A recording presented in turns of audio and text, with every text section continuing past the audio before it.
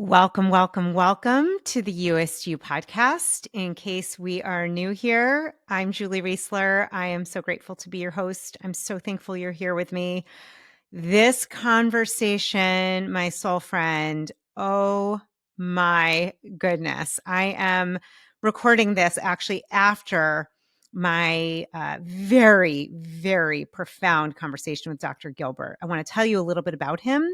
But I just want to share, this is one, I know it's a little longer. You're going to want to make sure you have time to listen to this, even if it's in sections. And about halfway through, he guides us through a very, very powerful practice. So if you're able to be still or seated or lay down for that part, I really highly recommend it. We will definitely have him back on the show. We are going to get into all things sacred geometry and at a level that I have just never heard or learned about before. So I am super excited you're here. As always, let me tell you about Dr. Gilbert, and then I'm going to just bring you right into the conversation. Dr. Robert Gilbert has a multifaceted scientific and spiritual studies background. He is a former U.S. Marine Corps instructor in nuclear, biological, chemical warfare defense, and he holds a Ph.D. in international studies. Dr. Gilbert has since 1985 conducted independent research into spiritual science to understand the non-physical basis of consciousness and the material world, drawing on the hidden initiation teachings and practices of great traditions worldwide. He also has extensively researched vibrational sciences and new energetic healing technologies. My friend, we got all into this. I cannot wait for you to hear. Dr. Gilbert holds the distinction of being the first non-Egyptian ever authorized to teach the new science of biogeometry, developed by Dr. Ibrahim Karim of Cairo, Egypt. Biogeometry offers practical science applications of shape, sound, color, motion, angle, number, and proportion to harmonize life energy and benefit all living beings, as demonstrated at the Egyptian National Research Center in projects conducted in the early 90s. Dr. Gilbert recently released a new series entitled Sacred Geometry and Spiritual Science on the Gaia channel. That is where I saw him and thought he has to be here. This series reveals many hidden patterns that guide and control our lives on Earth. Dr. Gilbert's organization is the Vesica Institute for Holistic Studies, which offers online training in holistic health and personal development. We will have all of that information at the show notes, and he also explains at the end of the show the different offerings.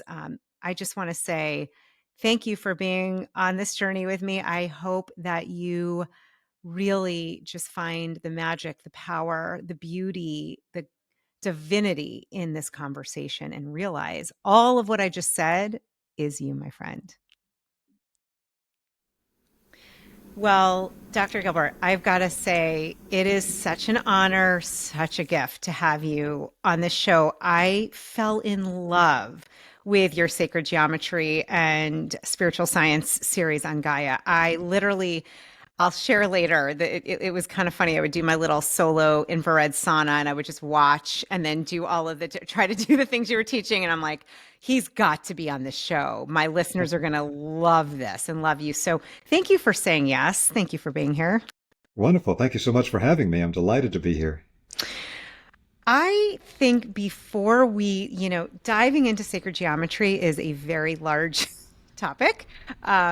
And before we even dive into that, I think for those who don't know you or the work that you have immersed yourself in, maybe just to share a little bit about your background. What got you into this world of sacred geometry? How did you find yourself really diving into such an incredibly powerful realm?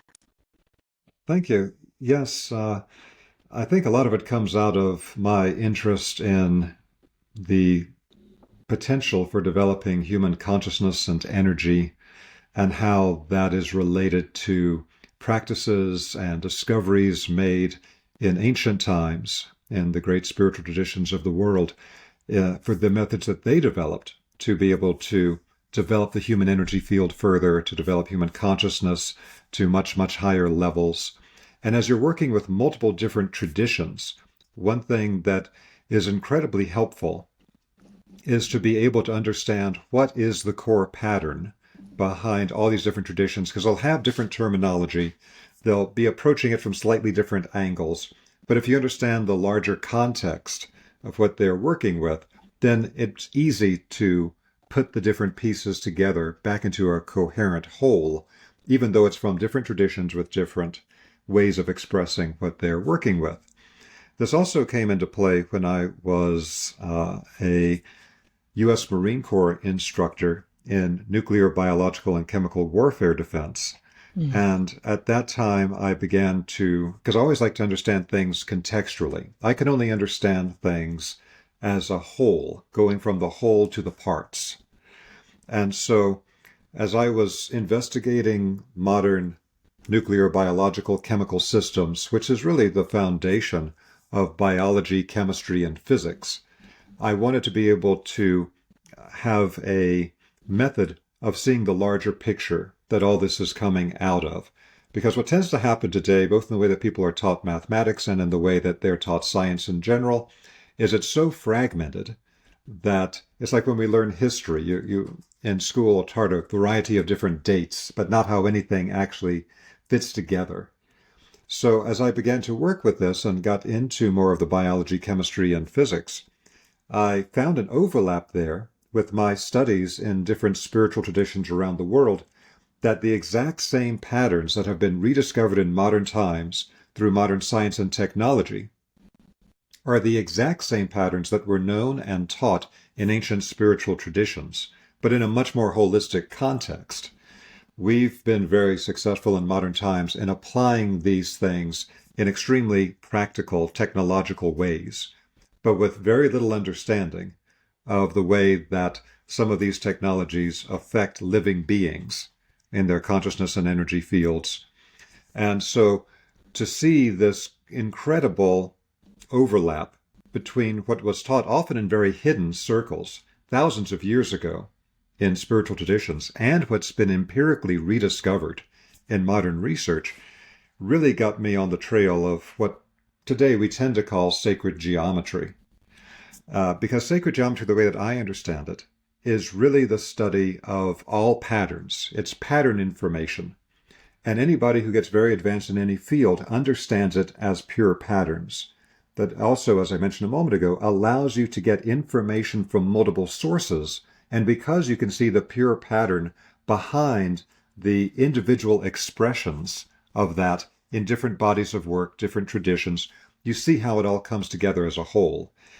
And so sacred geometry, if we really look at the term, it's sacred because it is a manifestation of the actual powers coming from higher non-physical realms.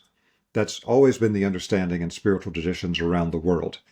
So that from these higher realms above the physical, literally the metaphysical, and we could use a Western model of this, the modern seven planes model that got popularized by the Theosophists in the last 150 years in the West.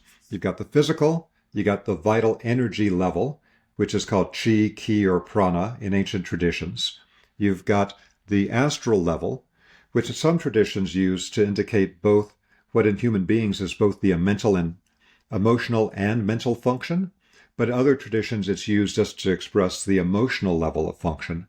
Then you've got the mental, then you've got the causal, then the spiritual, then the divine. And the divine is where everything is one.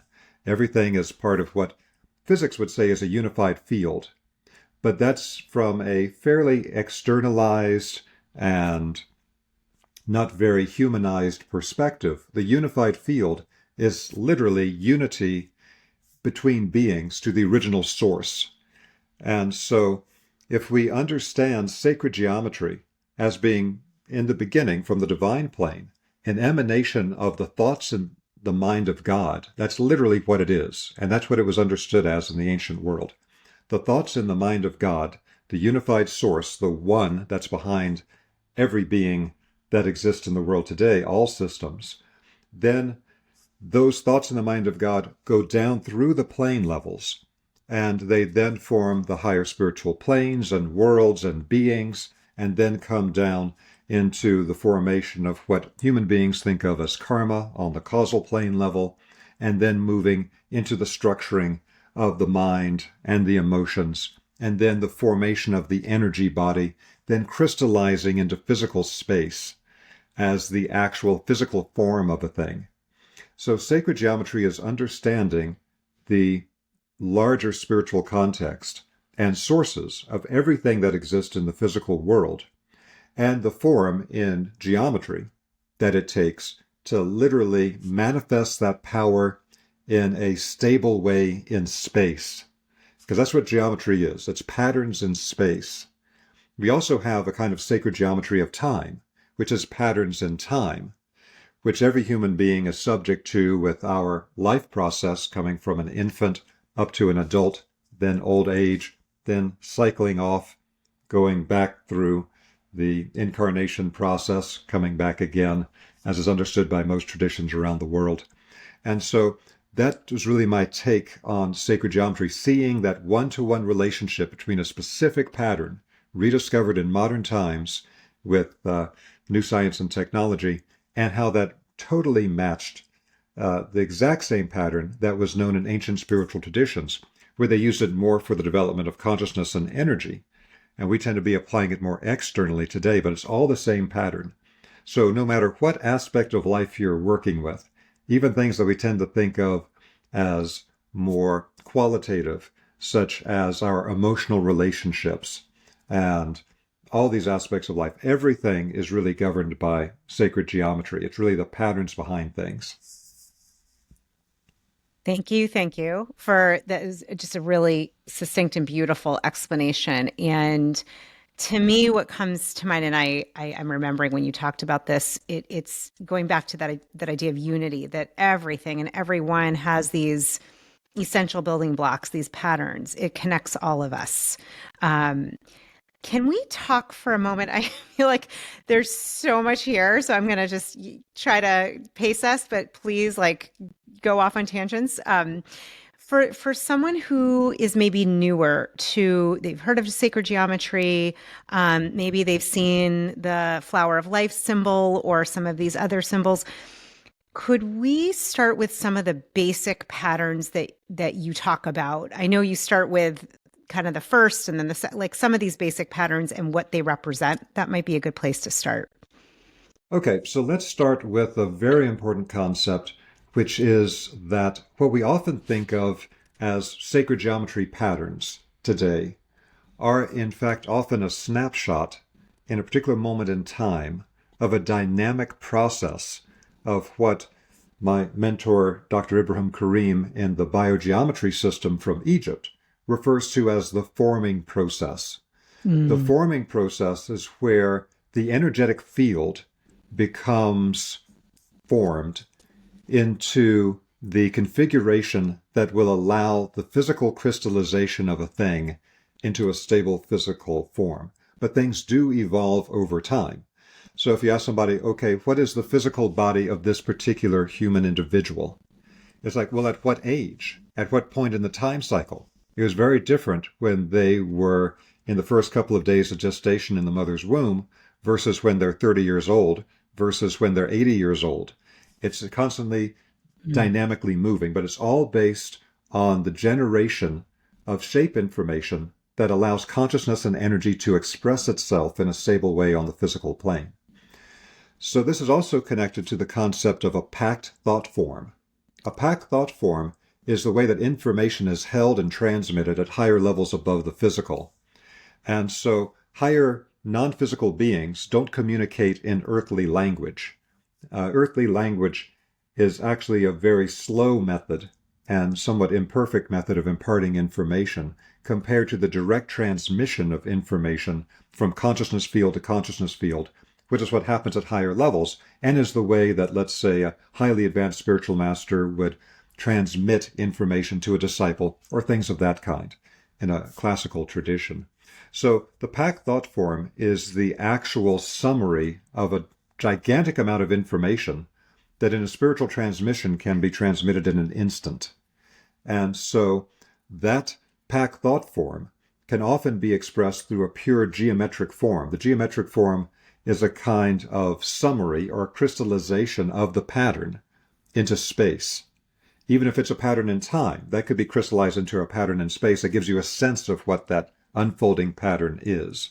So if we have that as our foundation, what we'll find today that when people talk about sacred geometry, they often are referring to a very core set of patterns that are coming originally from Egypt. The Egyptians taught them to the Greeks. That's what the Greeks themselves said. You find this in the writings of Plato. And these sacred geometry patterns conveyed from the Egyptians to the Greeks became what was taught in the Pythagorean school of Greece. And that became the things like the Platonic solids and the Archimedean solids. And so these great ancient Greek initiates understood some of these spiritual patterns from the past. And so this leads us to patterns like the cube and the octahedron and the dodecahedron and the icosahedron. These types of Platonic solids are things that we often see represented today in terms of sacred geometry. And then they can take on slightly different forms. They can stellate or become a star form, or there can be more complex forms that take some of the shapes like a square from a cube and combine it with a triangle from a tetrahedron, and then make other types of forms. Or a cube and an octahedron, you make what's literally called a cube octahedron with the Archimedean solids. Now, this has become popularized in modern times with a lot of kinds of very trippy imagery that you'll see both in Hollywood productions if they're trying to represent something spiritual or non-physical, but also in EDM circles and particularly around psychotropics and things of this kind. This type of imagery has become very, very popular.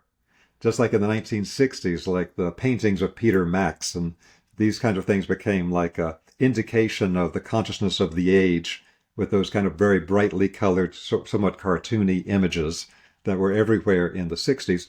We're really moving into a time in which the sacred geometry imagery is just as fundamental. But we should be aware that sacred geometry really applies to everything, that there's a pattern to everything in existence. Again, even things that we think of as non-physical, like the patterns of how we form and screw up our relationships with other people. Everything has a pattern. And what you find is that people who are the masters of any particular field is that they understand the pattern behind it. And then it becomes very straightforward to work with it. Until we know the pattern, we don't have any real freedom of choice.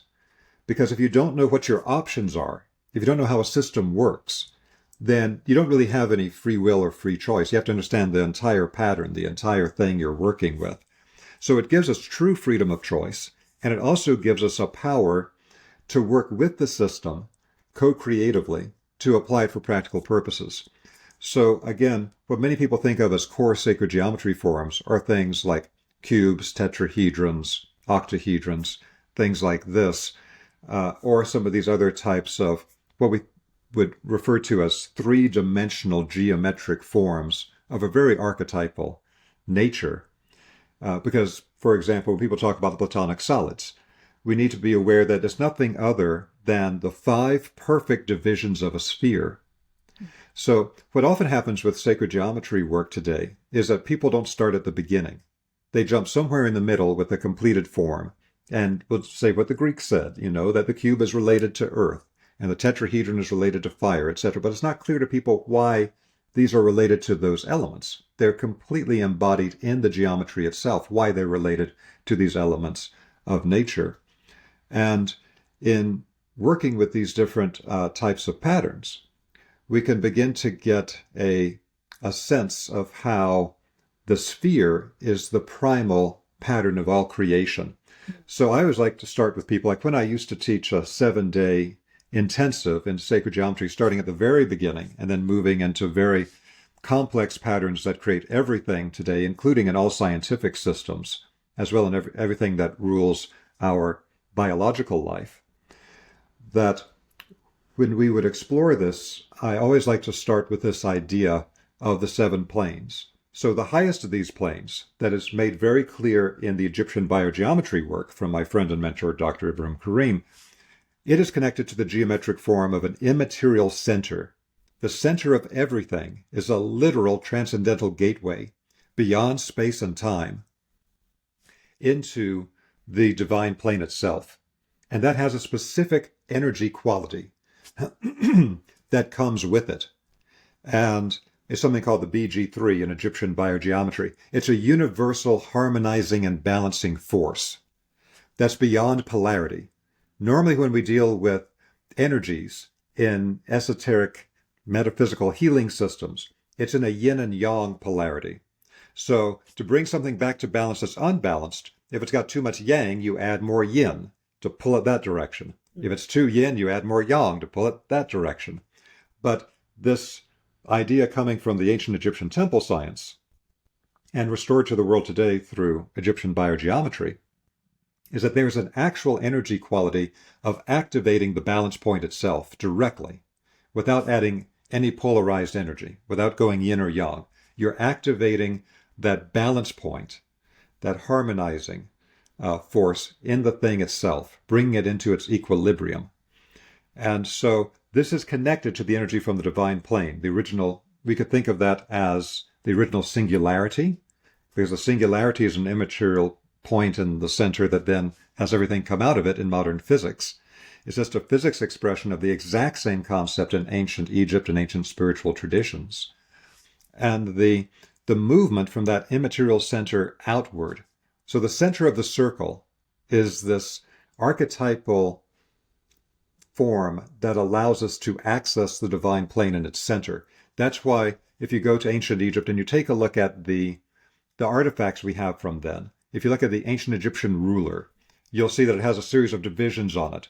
In addition to the metric divisions they used to literally measure things, they also had on the ruler particular shapes, sacred geometry shapes, that were related to the divine process of coming into manifestation from spirit on the ruler, which shows you how integrated the ancient Egyptian consciousness was with the movement from spirit to matter that created everything in physical space. So the first division of the Egyptian ruler is the classic point in the center of the circle glyph.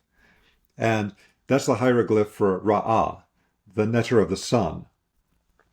But we also see that the point in the center of the circle is used in modern Western work to represent things like the sun itself in astrology. It's used to represent gold in alchemy. It's used to represent the Godhead for the Freemasons and the Rosicrucians. Again, these are packed thought forms. A point in the center of the circle is actually the point in the center of a sphere. And so from that emanating center, from the divine plane, we emanate outward. And the archetypal form to create a separate system is that of creating a boundary where every point on the boundary is equidistant from the center. And so if you do that, it creates a sphere. The sphere is the perfect form where everything on the periphery is equidistant from the center. Now, if we then understand spiritually, which is what everybody leaves out these days, and it takes away any possibility of understanding what this really means, is that the center is the gateway to the divine plane, the original source point. And then it emanates outward to create the boundary in physical space of the physical world.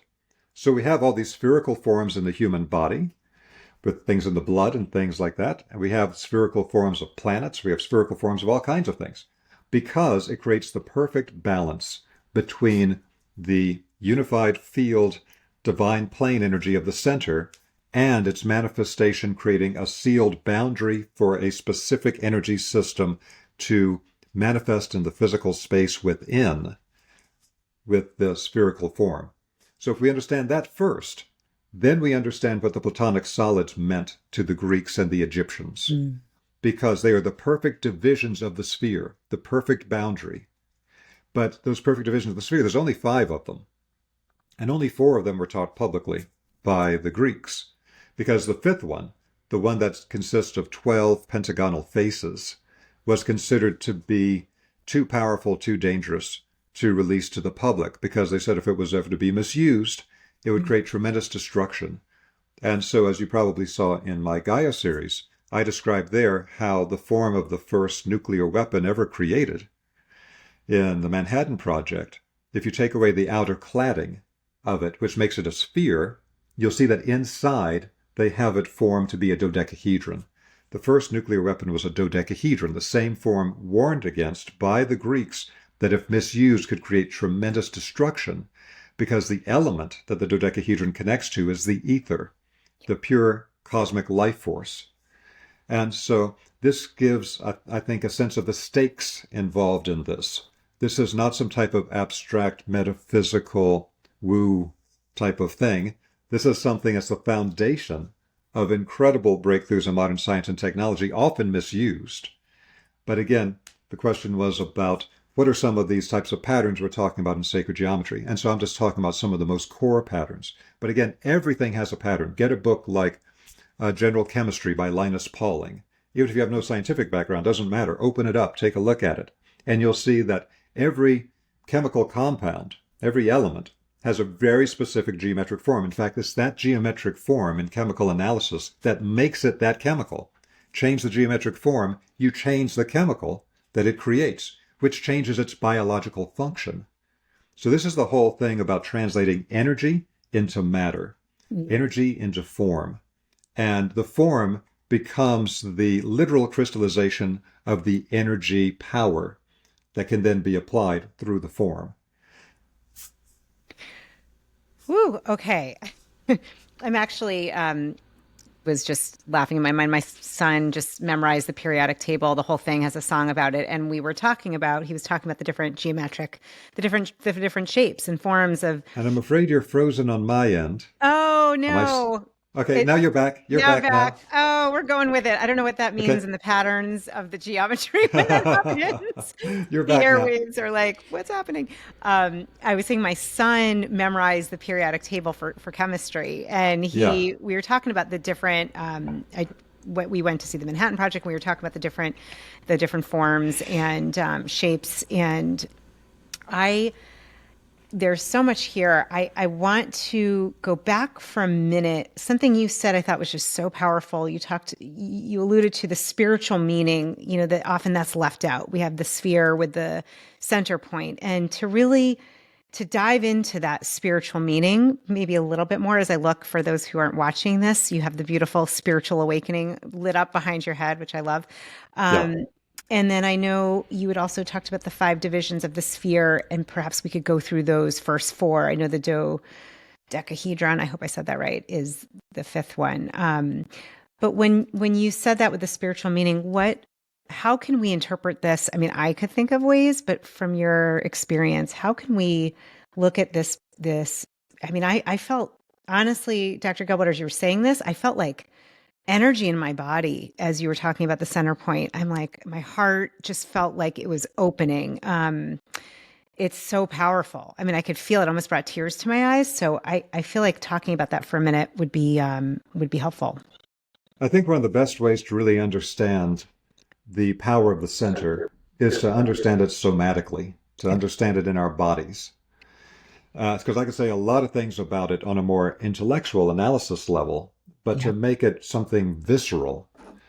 The things that I teach in my classes with this is what I refer to as 0-point centering, where we can move our energy and attention into the center of the center of the center. And I want to give credit for this. I first learned this from the late French medical doctor Samuel Sagan, who created the Clairvision School of Australia, that I was an instructor for at one time quite a few years ago.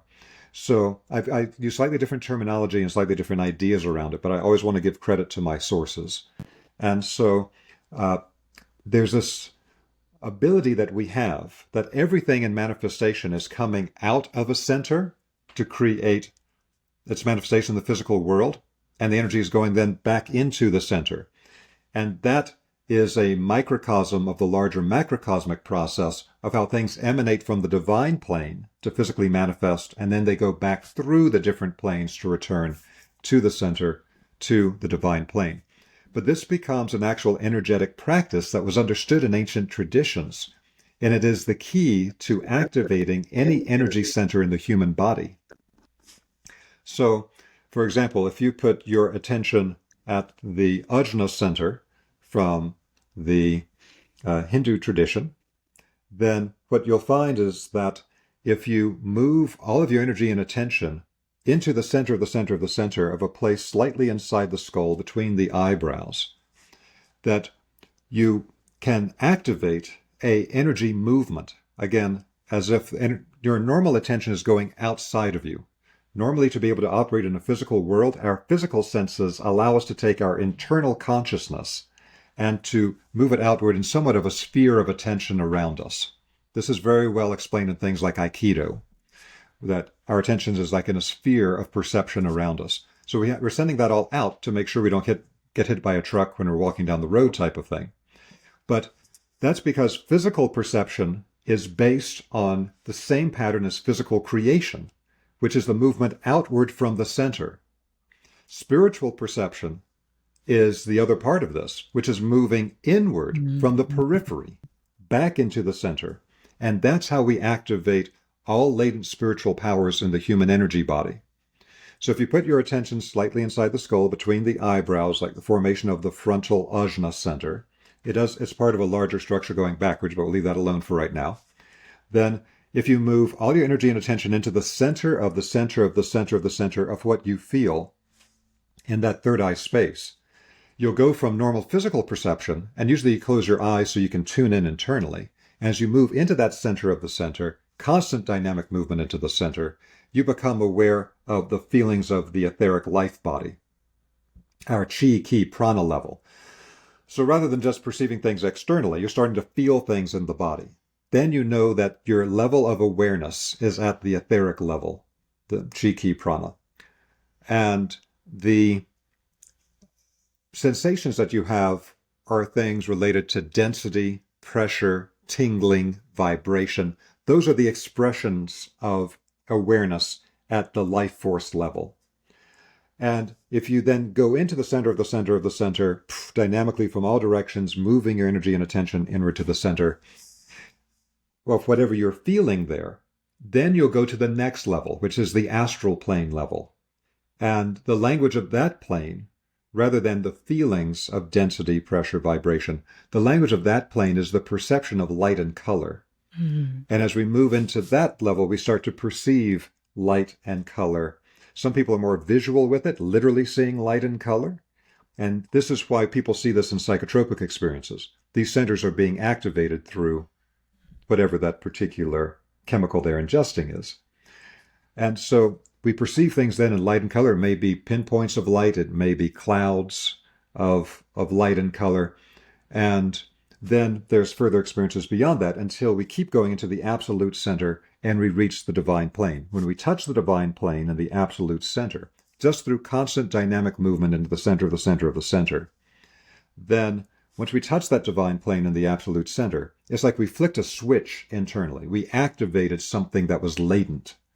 And when we activate that by touching it with our own awareness and attention, through having gone into the absolute center of that energy structure in the body, then it reverses direction. It activates the light that is present in that energy center, and it then moves outward from the center to become a surrounding sphere. We're recreating this process in our own energy body. And you don't even have to so much try to guide it to become a sphere. It becomes a sphere automatically. It's just that's what happens when the light pours out in all directions from a center. It's the natural thing to take place. So this is something that we can all experience inside of ourselves. And so we can use that to activate any energy center in the body. So not only what people think of as the 7 chakras from the Himalayan tradition, but also all of the smaller energy points in the body that are called marma points in India and are called acupuncture points in the Chinese Taoist tradition. You can put your energy and attention into any of those centers and go into the center of the center, activate them, and then do what the Himalayan tradition calls taste the nectar. What's the quality of energy that's held in that place in our energy body? Every one of these energy points has a different power and function. In Sanskrit, each of the chakras have a different name related to their different functions and powers. Same thing for all the acupuncture points. They have different esoteric names based on their power. We can get in touch with that. We can taste that. We can feel that. We can activate it to become now active, and that'll have all types of effects for everything from physical healing to activating our latent spiritual potential. And at a higher level, we can actually even do this in other people's bodies. If we put our mind is not limited in space or time. If you have enough juice, if you have enough discipline, if you have enough training, you can put your energy and your attention on any point in space or time in the larger matrix pattern, and then create effects within it through the mind power. And so, for example, you could put your attention in another person's body in a particular location and move into the center of the center of the center, get in touch with what's present in that person's body at that energy center, and potentially also activate that energy center with the outward movement. If you're an energy healer and you know the right vibration, you could insert a particular vibration of a particular function into that energy center of their body. So that's a way that I like to introduce people to an extremely powerful spiritual skill. One of the most important spiritual skills we can ever learn. But it's actually very simple and straightforward. You just have to practice it enough until it becomes second nature. And this gets in touch with what is that power of the center. Then in biogeometry teaches us to be able to amplify the energy coming from the center of any form that exists in the physical world, whether it's a living biological being or an abstract form. So Dr. Ibrahim Karim, the founder of biogeometry, is an architect as well as an amazing natural scientist. And so he would understand how we could activate the energy in any building, in any construction, by activating the center. And so there's a lot of different ways to do that. I mean, that's why, at this point, we used to do the foundation training in biogeometry in 6 or 7 days. Now we do it, I teach my online classes with that over a period of 5 weeks to give people enough time to get all that information. And the same thing with the advanced training. It's like another 5 weeks. And we're bringing Dr. Karim to teach yet more pieces of these skills to the United States next March, in March 2024, for people that have completed the advanced training. So again, there's practical ways they understood in ancient traditions to activate that energy of the center, which balances and harmonizes all living energy systems, but in the form of the practice I just taught you a moment ago, which is not a part of biogeometry, but part of other systems, working with the same mystery from a different perspective. We can move into the center of any energy center in our body, activate it, and start to bring up the potential powers, or what they would call in the Himalayas, siddhas, that come from these activated latent force centers in the body. I'm obsessed with what you're teaching and talking about, because to me, this is our birthright to be able to do this. And it's not something, I was not taught this in school. I can tell you that right now. Oh, yeah. This was not taught to me. And I'm always obsessed with anything that, for anyone listening right now can take this and learn and practice how to do this, that we all have this ability to. What I'm really hearing is, just like the center point of a sphere known as the Godhead, the center, that incredible oneness, unity, healing power, that is when we focus, and it could be anywhere, but maybe starting, like you said, in the center, in the third eye, to really, you keep focusing your attention that, like you said, our mind is not, it's not dependent on space and time. I almost wonder, I don't know if you want to do this, but if we could even do a little practice session. I don't know if that's going to work, but just to help, I really feel the people, I've such a beautiful community that listens here, that's part of the UST family and community worldwide. And we have a beautiful community. I know it froze for a second. I'm laughing at. Yeah, okay, you're back. You're back now. I'm back. So, but anything you said in the last 5 seconds, I missed. So it's all good. Yeah. Just saying, we have an amazing global community, and I would love to give maybe just a few moments of inviting anybody, as long as they're not driving, to where we could practice this together with you, because you said, to me, I go into this is healing, and to be able to do this for ourselves, this is everything, to have that power to do that ourselves. Froze again. Okay. All right. I'm just laughing at the energy. Still frozen. So funny. The energy here is so high, my friend, that it keeps freezing. Can you hear me now, Dr. Gilbert? I can hear you now. All right. Yes. So we're going to, if we could do an experience where people from wherever they're listening can join us, so we can try this together and feel it. Would that work for you to guide a short experience? Sure. Okay. Awesome. I can do that. All Now, right. what I often do with people in teaching this, depending on the class that I'm doing, I'll sometimes have them do it on an external object. Like when I teach classes on the vibrational science of crystals and minerals, I'll have them get a particular type of stone. Today it's considered to be some type of wacky New Age thing to think that stones have energy, or that, like quartz crystal, works to moderate consciousness and information. But that's always ridiculous that people think that, Yeah. because all of our modern computer systems are nothing other than silica quartz chips that are Mm, able to hold and direct consciousness or information mm, in a particular stable way. People don't even understand the link between these things and modern technology. mm, But what I'd have people do is I have them hold a stone or something, and they'd go through the different layers of the stone until they touch the divine center, and then that moves back mm, outward, and that activates the energy in the stone. So mm. for simplicity, we're not going to do that here, but I'm just giving you a larger context. What we're going to do is what I just described to you a moment ago. It's the easiest to start in activating the centers by activating the frontal third eye, the ajna center. And that's because we're a very mental culture. Yeah.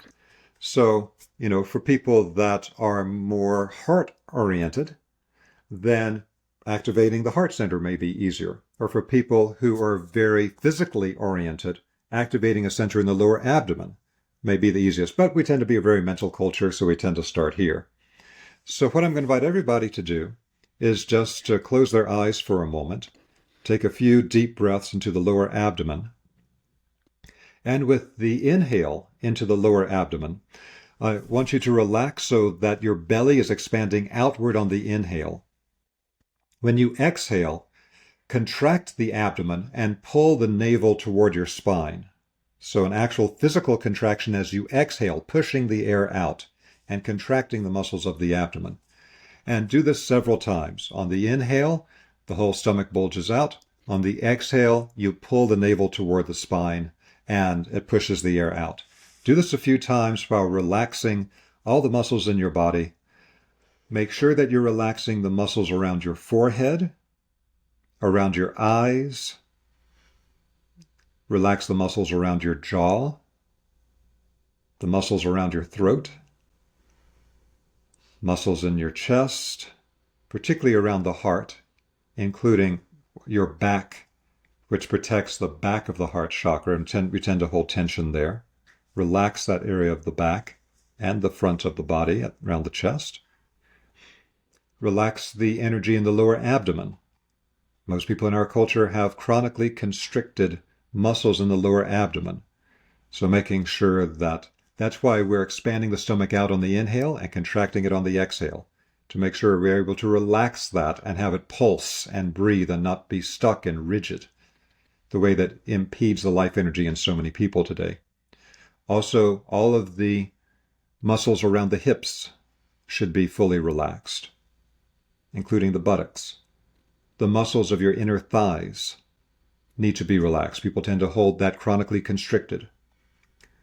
Relax all these areas of the body, and then return to normal breathing. Don't have to focus on your breathing at this point. Just keep everything relaxed. Sit up relatively straight, wherever you are sitting at the moment in your chair.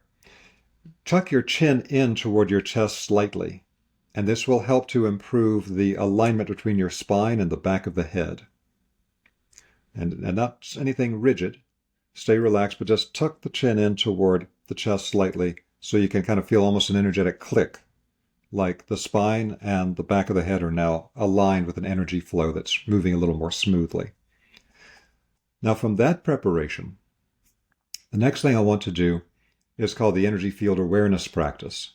Keeping your eyes closed, simply tune in to the feeling in and around your body so that you get a baseline of how your energy and consciousness is in its current state before we do the practice. That way you can tell the difference later.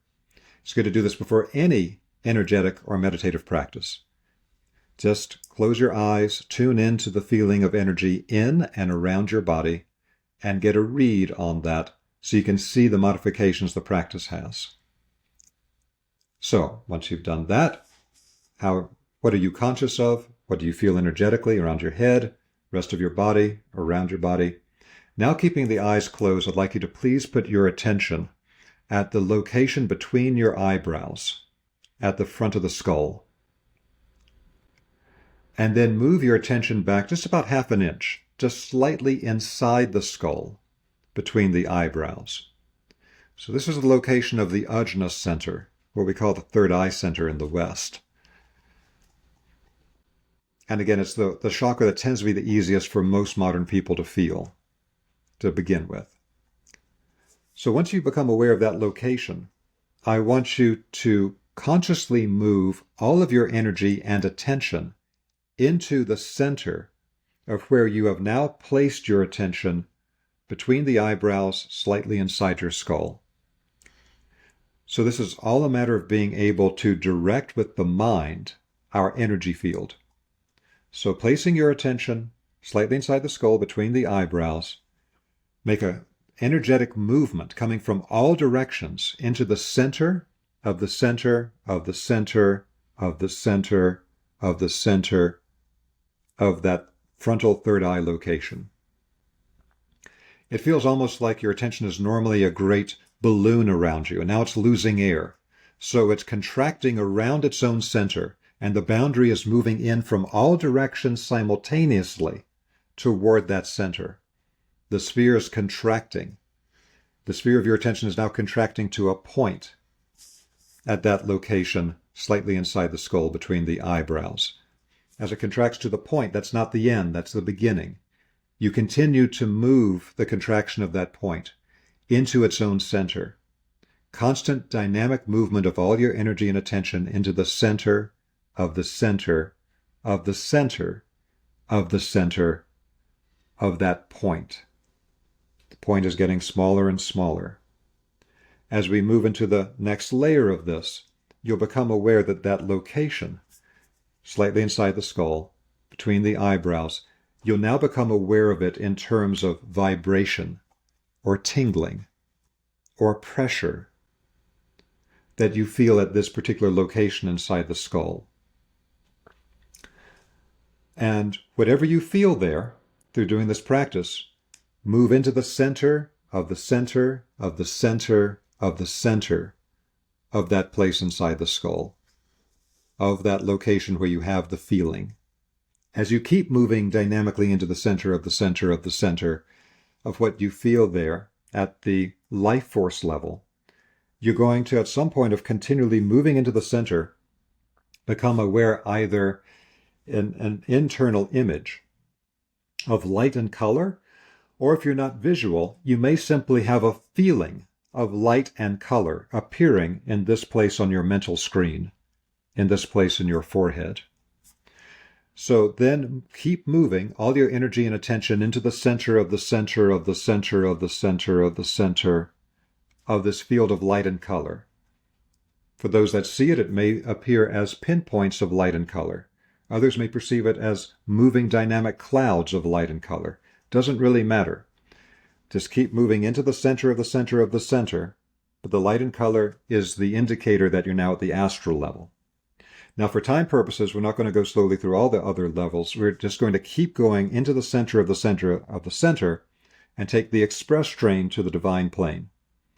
So, constant dynamic movement into the center of the center of the center of whatever you feel in that third eye space.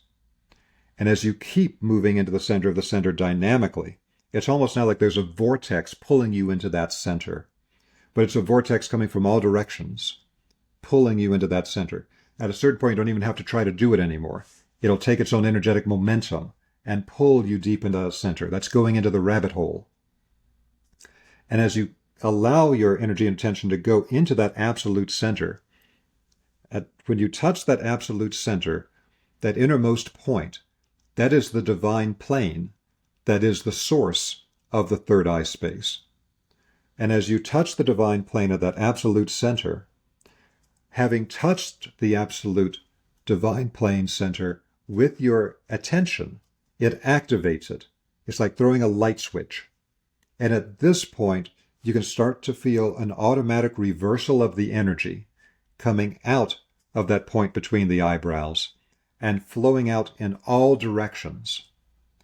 Become aware and allow that outward movement of light and energy out from the center in all directions, and become aware as it streams outward, expanding the point to a larger sphere that completely surrounds your head with a golden radiance. It may have other colors present, but the core of it coming from the divine plane is always gold. And allow that golden radiance to create a sun of radiating light around your head from having activated that center, because often we use the term center in an abstract way, but it's an absolute center that we can activate and allow it to create that literal sun of energy around the head radiating outwards. Now, before you open your eyes, I want you to just keep focusing on that outward movement of the energy now streaming out of the center. We started by moving into the center until we reach the divine plane. Now in activating it, all the energy is streaming outward, the creation process back to the physical from the divine plane. Become aware of that streaming outward of the light and energy.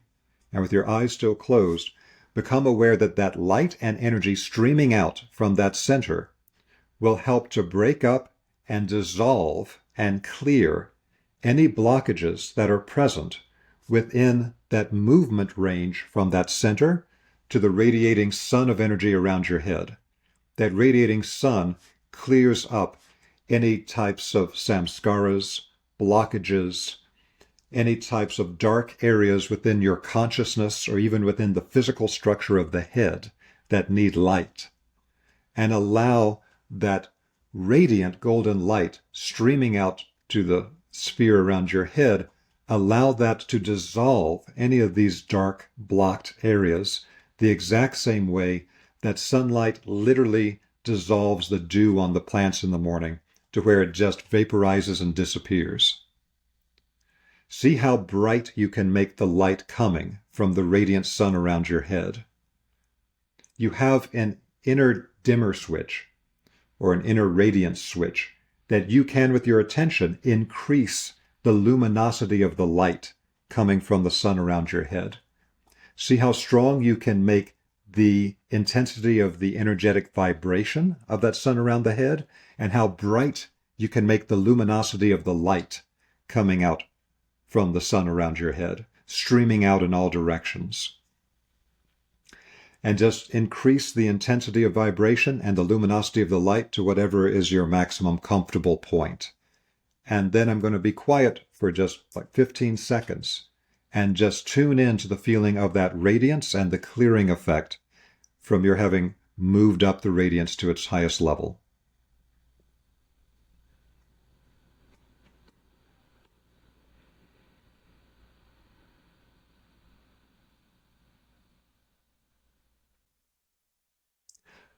And now, keeping the eyes closed, you can let go of the practice, know that the radiant sun of light and energy is still around your head, but with the eyes closed, once again return to the energy field awareness practice and ask yourself the silent question, how has this practice structured my body of energy? And simply tune into what are the sensations in and around the body. How has the structure of your energy body changed? The structure of your consciousness changed from doing this practice? What is the after effect of the practice? How did it structure your energy field? Don't try to create anything.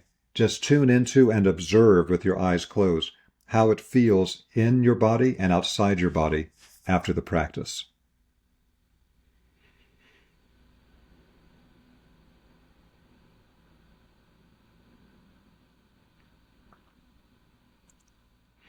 And then when you're ready, snap the fingers of either hand and open your eyes.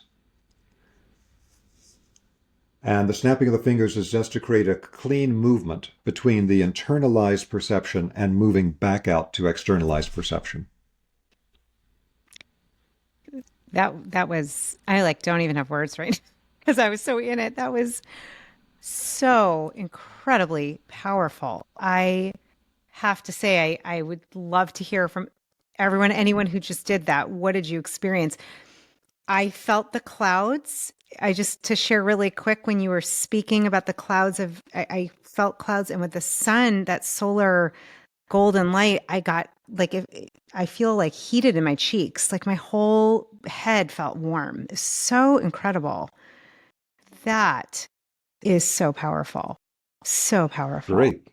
I'm so glad you enjoyed it. Amazing. Again, it's a technique that once you learn it becomes Yeah. completely natural. It's one that's been done in spiritual traditions for forever, sometimes considered a hidden practice, Yeah. like a more advanced initiation practice, but it's really the core of everything.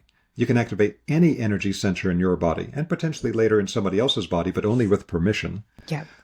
through understanding how this process works. It's the same process as our world was created in. The Yeah. emanation out from the center, the movement back into the center. That's true when we incarnate. We move from the divine plane outward to the physical manifestation of the earthly plane. Then we go back after death, and we come back. And it's like a breathing process between the two. The ebb and the flow. A question for you that came up, I started to get these images, we see in art of, and I'm curious about the term enlightenment, enlightened And one. I'm afraid you're frozen again. Oh, no. Okay. You're back now. All right. This You're is back too now. funny. We're just going to go with it. It's such high energy. I Yep, think that absolutely. it's like, what's Yes. happening? With those that are enlightened, right? The idea of enlightened, being enlightened ones, the connection with this practice. And then I also got this image of, you might see like Jesus or an angel or an enlightened person with the sun halo around the top of their head, and how that might be connected to what we just did. I don't know for sure, Absolutely. but I think you did talk about that. Yeah. Absolutely. So the first thing we need to be aware of is that light and consciousness are the exact same thing. They are literally the exact same substance. So when we experience light internally, that's what makes us conscious. Our consciousness is literally light experienced internally. And when we experience consciousness externally, we experience it as light. So that's why whenever you see in any tradition, any type of being or master that has a very activated higher consciousness, it always expresses itself in terms of light. So it can be the illumination of the light around the head. Well, now you know where that halo of light around the head comes from the movement into the center and now back out. But rarely is anyone told that this is the practice that creates that effect. Now, that's literally the case. So by activating the consciousness, you don't have to specifically do this technical practice. If you've simply activated your consciousness far enough, that'll happen automatically, that you'll get this. This is just a method that helps to activate it more quickly and understand how it works. And that has very practical applications. But then if you do this so that your entire body of energy becomes activated, then you get the complete glow around the entire auric field, where it's not just the halo around the head, but it's, because in some cases you have the halo like the two-dimensional halo. That's from activation of the crown center, or in some cases, based on the tradition, it's linked to the activation of the first center above the head. Slightly different discussion. But that's what that is, where it's more shown as a two-dimensional circle. Three-dimensional is the whole sphere of light around the head. Then it can form around the entire body. And then it's like an auric egg of light around the entire body that's radiating outward. At that point, the person has moved to some higher alchemical stages. And it's also moving toward what in some traditions would be referred to as the fully activated light body, or the rainbow body is potential at that point, these kinds of things. Beautiful. No, I appreciate you explaining that. And one of the questions, I think I might have frozen again. You were talking about we can use this anywhere in our body, the 7 chakras, the meridian points, which is just really important, I think, for hopefully you're still listening with me here. This is something, as Dr. Gilbert was saying, is natural and that we can all do, and that we can use this, to expand our consciousness, expand our own light, and it requires going internally. And I think that's one of the main gifts of anything that has us focus on going inside, whether that's meditation or yoga or silence. So important to be able to really be able to focus on the inside. We're just laughing because the energy is so high right now that it keeps pausing the airwaves. I actually, a question. Sometimes I hear questions from my audience, which I guess does not sound strange to you. I can literally hear a question come in, and this is actually something I would be curious about as well. For those out there who have, maybe there's an area in your body, maybe you hurt your knee, or you've had digestive issues. I know I'm working on healing my thyroid area. So whatever, I'm assuming we can use this beautiful experience, what we just did, the center point, the practice you just did with us. We can use that to heal, to shift the light and consciousness in any part of our body. So it could be an area that's injured, an area that is maybe struggling. I wanted to ask about that. Absolutely. So there is the ability that we have to put our energy and attention into anything in space or time, particularly inside of our own body.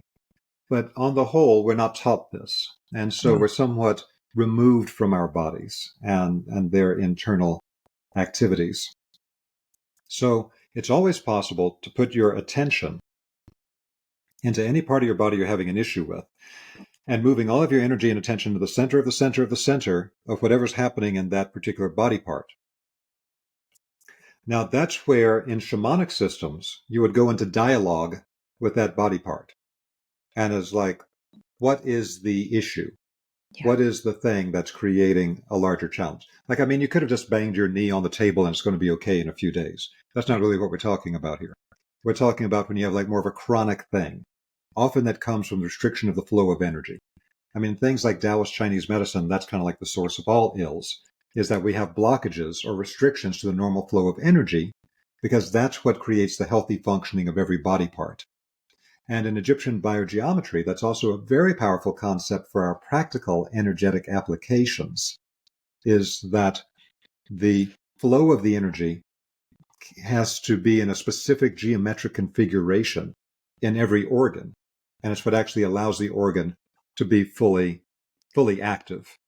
And that becomes the biosignatures in biogeometry that we teach people and are on the biogeometry medallion and things like this. They're a simplified two-dimensional image of the three-dimensional energy movement pattern in different organs and parts of the body and parts of the energy field that create the specific functions of that area. So that's some larger context. So we can put our attention into a person has a problem with digestion, they have a problem with their heart, they have a problem with whatever it is, to go into it. And in a shamanic way, if you follow the shamanic school, then you would go into dialogue with that body part. Like, what is it that you need? What is it that is the trauma imprint that we need to clear to get that energy moving again? What is the secondary gains you're getting by not allowing the energy to flow there? How does that feel? How do you subconsciously feel that keeps you safe from what? That you're not letting the energy flow in that body area. Things like this. So that's one particular trajectory. It can also be used for a type of illumination of our awareness of where we have certain samskaras that are imprinted into the energy body, sometimes from previous incarnations as well as from this one. But we've had it for so long, we don't even know what it would feel like not to have it. We don't know what it would be like to exist without that particular issue or blockage. So when I trained at the Clair Vision School with Samuel Sagan, that's where I learned the inward movement part of this. But they do not work with the outward movement part of it.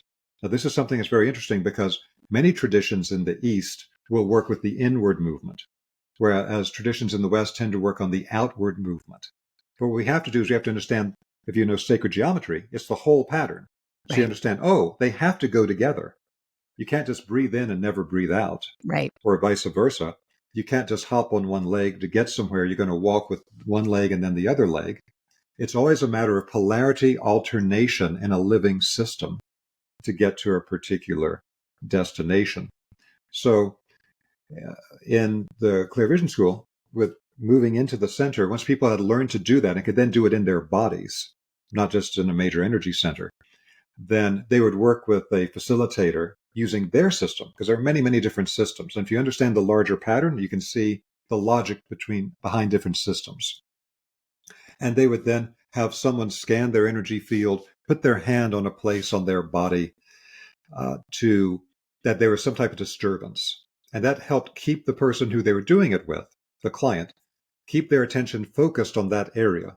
And then they would move all their energy and attention into where that disturbance in the energy field had been isolated. And then they would open their consciousness up as they keep going into the center of the center of the center of the energy disturbance. And that would often open up into traumatic memory or into some type of memory of what's happening there, as well as mapping it. What does it feel like? Is it smooth or sticky? Is it hot or cold? Is it sharp or smooth? These types of things. Gets people to engage with it. And often people would have all types of things come up that once it gets cleared with their attention, often it would clear somatically as well. And it's one of those things that there are methods that exist where we can remove energetic blockages externally from a person's system. And there may be many cases where that may be a good idea. I'm not trying to say anything dogmatic here. But this method is one that relies on not having it removed externally. It's that the only way out is through. You go into the actual disturbed structure and out the other side, allowing yourself to remember whatever was the origin point of that disturbance. And if you can get to the point that you can keep an even keel in your own emotional body and mental body so that you're non-reactive, then you can go out the other side of it and it turns it inside out and it transforms. There was a great saying by Samuel Sagan of the Clear Vision School, which was, your ability to see spiritually is governed by your ability to not react to what you see. Ooh. And that's true on every level of our own spiritual development, including when we get in touch with the trauma impact centers in our own body of energy. Can you say that again? That hit me real hard. Your ability to see spiritually is connected to your ability to not react to what you're seeing. Exactly. Your ability to see spiritually is governed by your ability to not react to what is seen. Now, this is something that you find in many traditions. So, like the Tibetans talk about grasping. So grasping is not just, oh, I want this person in my life. I want this money. I want this car. I want. That's grasping. But in a deeper sense, grasping is even when things pop up for us in a expanded consciousness state, that we are calm and stable. We don't grasp it. We're just observing it. No type of emotional reaction to whatsoever. So there's the grasping where we're trying to grasp, like, oh, I want to see what is that thing that's popped up in my mental field. As soon as you try to grasp it, you'll start changing it. You have to stay completely calm and just observe. What is this thing that's come up? And of course, the opposite reaction to the grasping is like, oh, I want that thing. Let me get that toy. The opposite reaction to that is of avoidance. Like, oh, God, no, I don't want to see that. I don't remember that trauma that happened to me when I was 3. I don't want to see this incredible failing that I have in my personality where I fucked over all these people, but I justified it to myself. And now I realize I better make some amends. Whatever that thing is, either it's grasping or it's avoidance.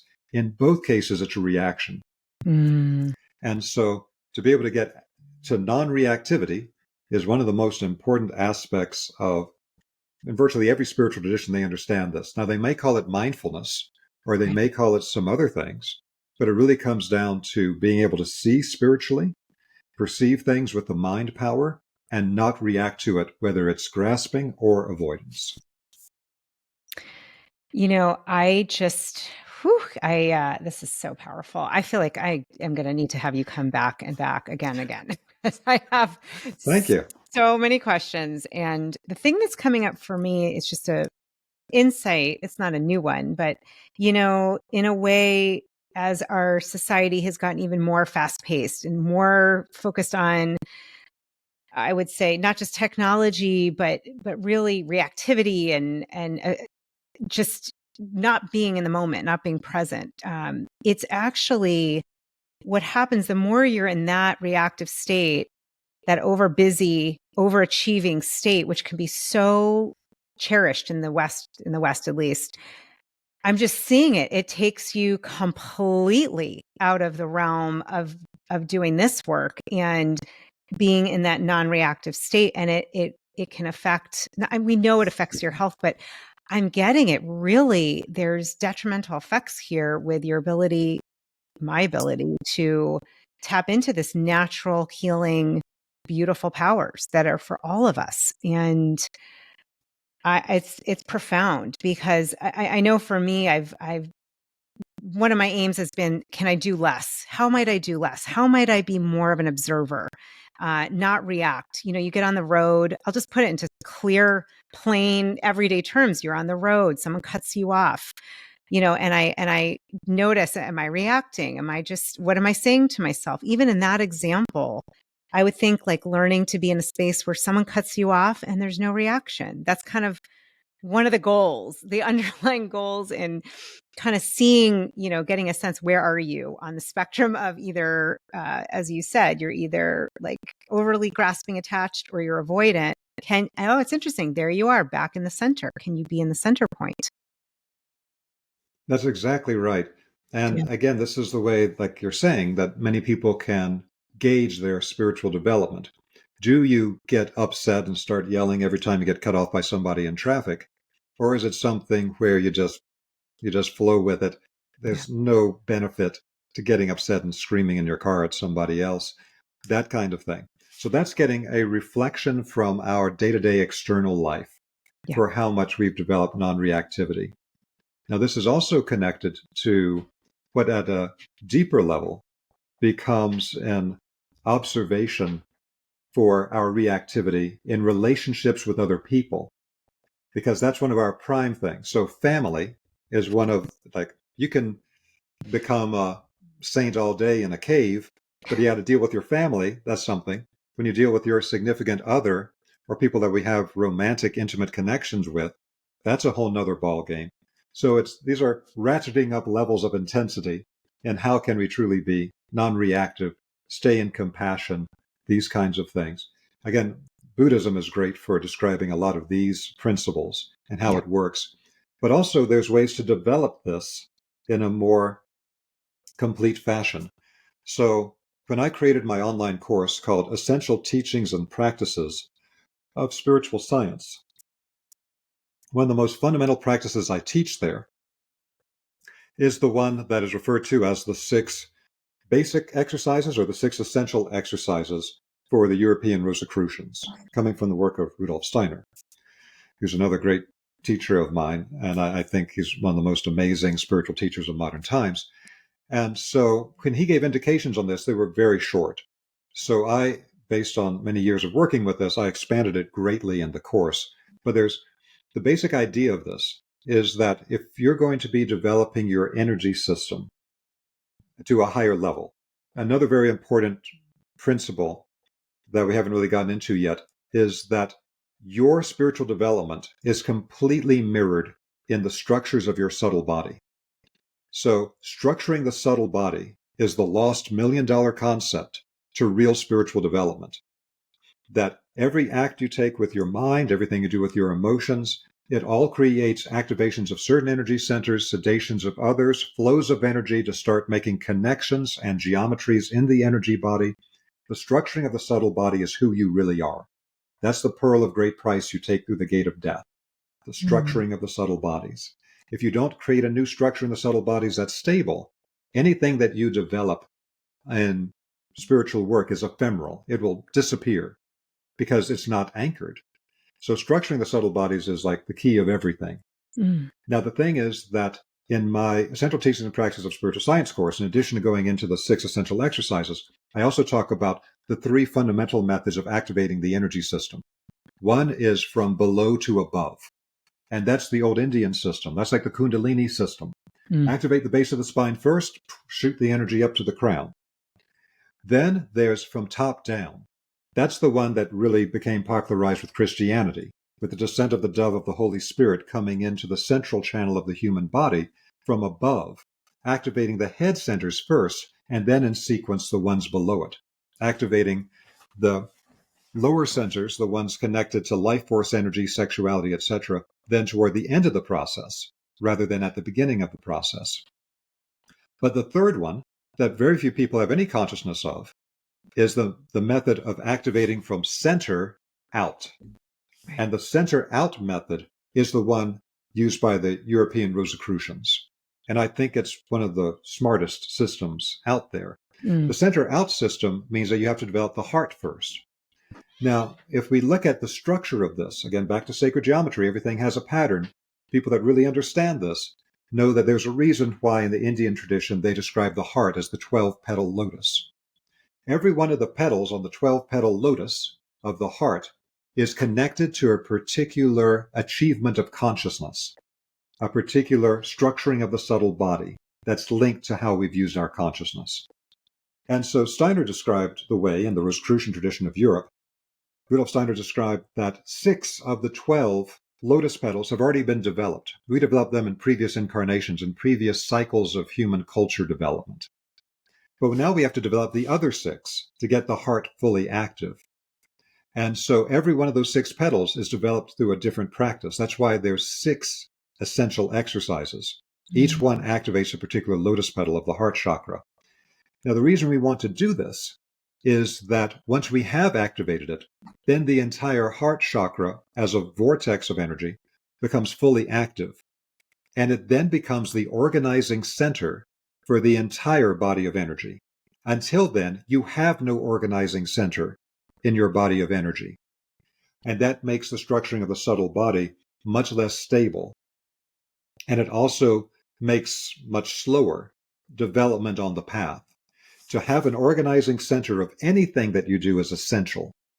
So that's why we would do this. Now, if we then understand that larger context, the center out method of activating the field, because you want to create an organizing center for everything, with the 6 essential exercises, the 6 essential exercises are also ones that get us out of reactivity.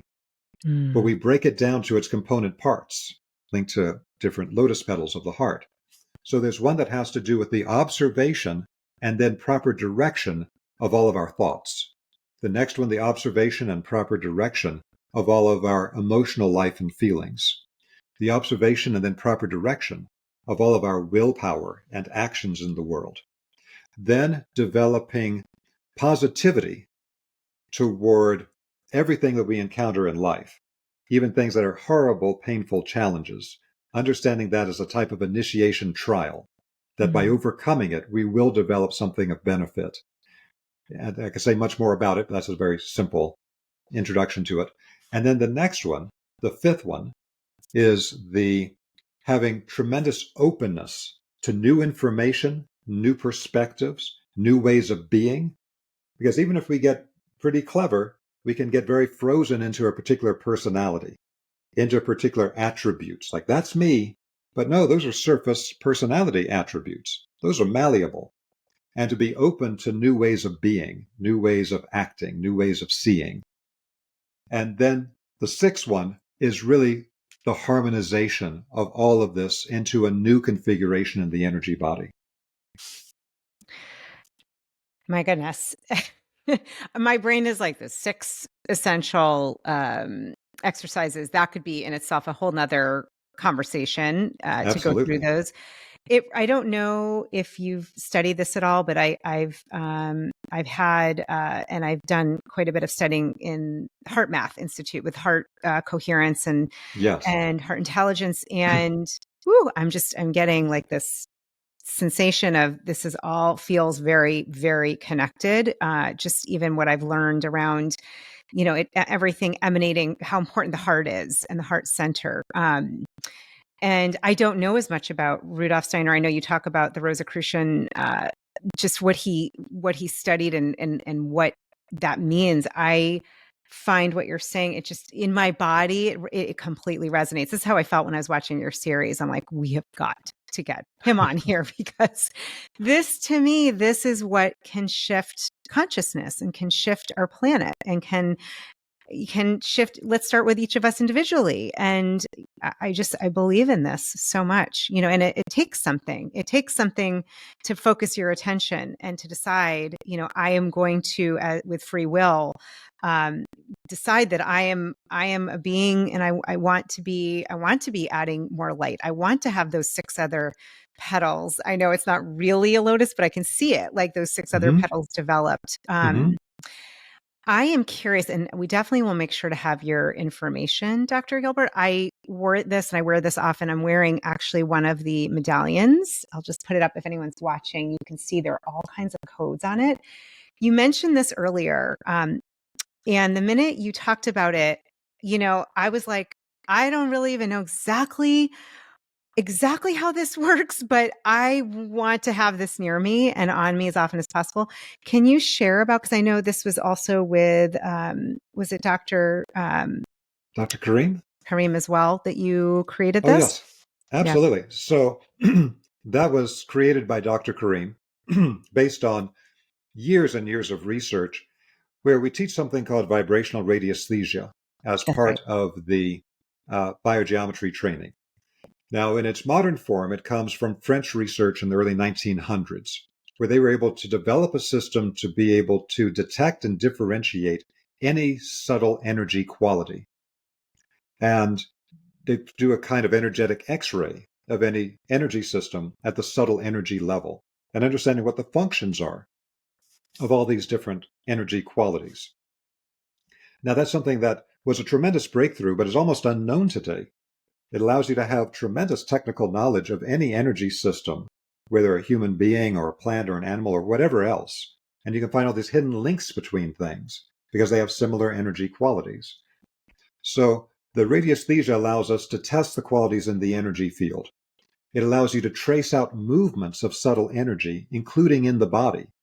And that's what Dr. Kareem did in tracing out, like, what are all the energy movements inside the heart that give the heart all of its functions? So the ability to pulsate, the ability to keep a specific rhythm, the ability to cleanse the blood, the ability to whatever. All of these things are a different energy movement pattern.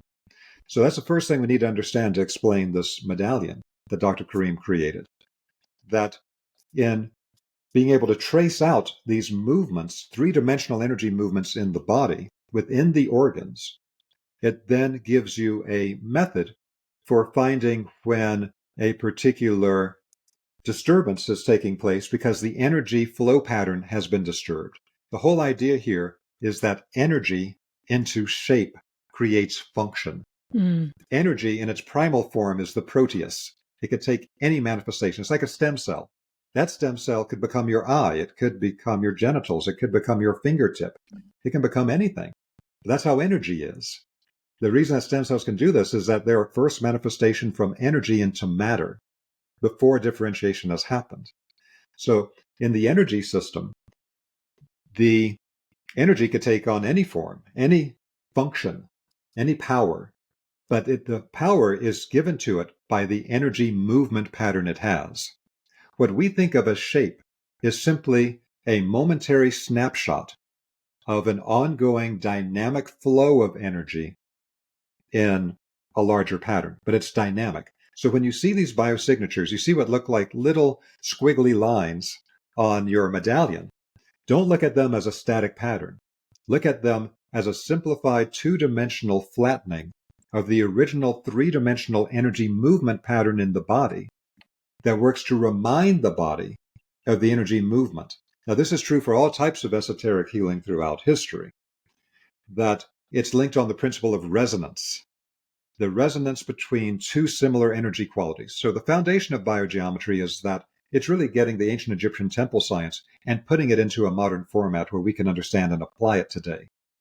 And so these energy movement patterns of the biosignatures are something that is literally creating the function inside that body part.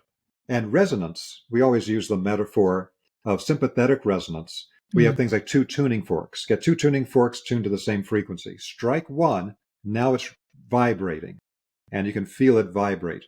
If you bring it close to a second unstruck tuning fork of the exact same frequency, you'll feel the unstruck tuning fork also start vibrating, even though nothing has happened to physically make it vibrate. It's a transmission of the vibration from the first thing. Same thing is true in all types of modern electromagnetic waveform and antenna systems. They're coupled. They link together because of resonance. And so this is the esoteric application of it. So having that pattern available is something that can help the body to move the energy back into the correct pattern again, to remind it of this. One reason I got into biogeometry as big as I did is that Dr. Karim worked with me with biosignatures when I first met him over 20 years ago, and long before I became an instructor. And I had had serious car accident, lots of damage to my neck and spine, all kinds of issues. And I got massive restoration of my life from something as simple as these energy diagrams. It is something that for the Western mind would just be, how could this possibly work? What's the idea behind this? But I saw that it did work. And I saw the power inherent in the biogeometry. Now, again, I'm not making any medical claims. Mileage will vary with everyone for anything of a esoteric energy level, but I'm describing the principle behind it. So what Dr. Karim did when he first released this outward is that he was invited to do a project at the Egyptian National Research Center on what became a study group on the effect of geometric forms on life functions. Incredible work that they did there. Stuff paradigm shifting, mind-blowing. And then he was invited from that to participate in the National Hepatitis C Research Project in Egypt. And his group, like some people got interferon, some people got some type of herb or whatever it was that they were testing for Hep C. And his people got only a medallion that had engraved on it the biosignatures for the liver and some other function had to be in there. Because it's not just the liver energy movement patterns that were needed to restore the function. There was also certain patterns from the heart that work with it synergistically that also have to be present. And other patterns that are related to the immune function and things like this. Again, no medical claims, experimental work. But at the end of that project, he won the hepatitis C research project trials and had by far the best results as people wearing a medallion with those shapes on it. Now, people will often then contact us when they hear the story and say, oh, can I get the medallion for Hep C or whatever? And again, we always make clear we make no medical claims. Consider this to be experimental work that you're welcome to experiment along with us. Lots of people have incredible anecdotal stories about it, including myself. But what we make available is the medallion that you have there, because there was so much demand in Egypt once this became public, that is not for any specific ailment. It just has a selection of different biosignatures for different functional areas of the body that everybody would need. That would create a good baseline. It doesn't have all the biosignatures on it because there's hundreds and hundreds of biosignatures. But that's the idea of how this works and how it was developed. This goes back, you'll find things by Buddhist priests in Asia, where one biogeometry student from Holland showed us these pictures, says, I was on a trip in Thailand, and I was in a taxi cab that had been blessed by a Buddhist priest. And this pattern that they drew as a part of the blessing of the taxi cab was almost identical to a biosignature, because they understand this energy science too. But nowhere else in the world today that I know of can you get an actual catalog of all these energy movement patterns of biosignatures outside of biogeometry. And Dr. Karim made the patterns public a few years ago with a book called Biogeometry Signatures. Now, it doesn't tell you all the methods that we will teach you to be able to use them and apply them in the biogeometry online trainings that I offer, because that just takes more time. But it will show you the patterns, and you could do very simple things with them based on what's in the book. Amazing. Absolutely incredible. This is just, as I like to say, mind-blowing, like just mind-blowing work. I already have questions. I'm just going to say, Dr. Gilbert, if you'd be willing to come back, I think we need a part 2 because I know I'd be happy to. Yeah, there's so many other thoughts and questions. I was taking notes in the series and of course now, and I want to thank you. The whole idea of this show being your Youest you, it kind of gives a whole new meaning. I've always felt there's a real deep spiritual meaning to, even though it's kind of a like funny, kind of almost cheesy play on words, but it really, this idea that there's a signature, a geometric signature, and that we all have that at the core of who we are. It just gives a whole nother dimension to what it means to really be, to be tapped in to your most, your soul self, your highest self, your I'm thinking the word maybe samadhi, right? That enlightened self, if I'm using that correctly. Before we close, I always like to ask, it's interesting, and I'm thinking, oh, maybe this is one of the lotus petals. I call them heart flares, where I just get You this. froze again. Oh no. Tell me when I'm back. That's all right. We will, hopefully, can you hear me now? Is that Now I coming? can hear you. Now All you're back. right. Heart flares. I was saying I came up with this term heart flare, where your heart Ah. has something it didn't say yet that it would like to share. So I'm laughing. I said, maybe it's one of the lotus petals that we're here to develop, but what, maybe it is. Is there anything just in there for you on your heart that you feel you would like to share before we close? Something I didn't ask you, or just something that's there for you? Well, thank you so much. I really appreciate that. I'll just use this opportunity to go ahead and put in the plug, which is if you want to check out more about the work we do at the Vesica Institute, our website is vesica.org, and Vesica is spelled V as in Victor, ESICA.org. And you'll also find various videos with me on YouTube and things like this on different topics that may be of interest. And you can, if you get on our mailing list, there's a lot of promotions and things that we do for people on the mailing list that people wouldn't see otherwise. We have a lot going on right now. We're bringing Dr. Kareem to the US for people that have already trained in biogeometry next year.